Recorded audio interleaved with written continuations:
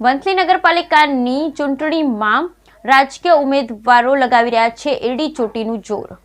વંથલી નગરપાલિકાની ચૂંટણીમાં રાજકીય પક્ષોના ઉમેદવારો લગાવી રહ્યા છે એડી ચોટીનું જોર। આમ આદમી પાર્ટીના સ્ટાર પ્રચારક કરશનદાસ બાપુએ વંથલીમાં કર્યો લોકસંપર્ક, મતદારોને રીઝવવા રાજકીય પક્ષોના પ્રયાસ। સ્થાનિક સ્વરાજ્યની ચૂંટણીમાં રાજકીય પક્ષો દ્વારા પોતપોતાના ઉમેદવારી ચૂંટણી જંગમાં ઉતર્યા છે, ત્યારે મતદાનને ગણતરીના દિવસો બાકી છે।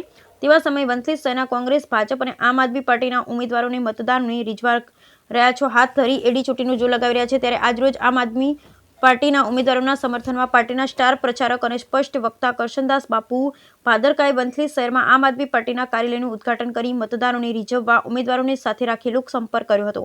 મતદારોને આમ આદમી પાર્ટીના સમર્થનમાં મતદાન કરવા અપીલ કરી। હાલ વંથલી નગરપાલિકા 6 વોર્ડની ચૂંટણીમાં કોંગ્રેસ, ભાજપ અને આમ આદમી પાર્ટીના ઉમેદવારોએ પત્રિકા વિતરણ, સ્લીપ વિતરણ, લોકસંપર્ક સહિતની કામગીરી હાથ ધરી મતદારો અને મતદાનને અપીલ કરતા નજરે પડી રહ્યા છે। હાલ તો તમામ પક્ષો પોતપોતાના ઉમેદવારોના જીતના દાવા પ્રતિ દાવાઓ કરી રહ્યા છે, ત્યારે 16 તારીખે મતદારો કોના પ્રત્યે પ્રેમ દર્શાવે છે અને કોને સત્તા સ્થાને બેસાડે છે એ તો સમય બતાવશે। Bureau report Ramesh single, Vanthali.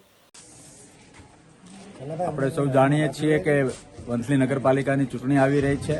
વંથલીના દરેક મતદારને બે હાથ જોડીને વિનંતી કરું છું કે આમ આદમી પાર્ટી, જાડુ, સાવરણા અમારા ઉમેદવારને વિજય બનાવો। તમને એક સેમ્પલ મળશે કે લોકલ નેતા કેવો હોય। લોકલ નેતાએ પોતાના વિસ્તારની ચિંતા કેવી રીતે કરવી જોઈએ અને કામ કઈ રીતે કરવા જોઈએ એનું એક ઉદાહરણ પૂરું પાડવું હોય તો આમ આદમી પાર્ટીના ઉમેદવારોને જીતાડો અને તે પછી તમે નક્કી કરો, એ જીત્યા પછી એના કામો જોઈને તમે નક્કી કરો કે ભવિષ્યમાં આમ આદમી પાર્ટી સાથે રહેવું કે નહીં, કારણ કે અમને અમારા કામની નીતિના રાજકારણમાં, કામની નીતિની રાજનીતિમાં ભરોસો છે। જી, આજનો શું કાર્યક્રમ?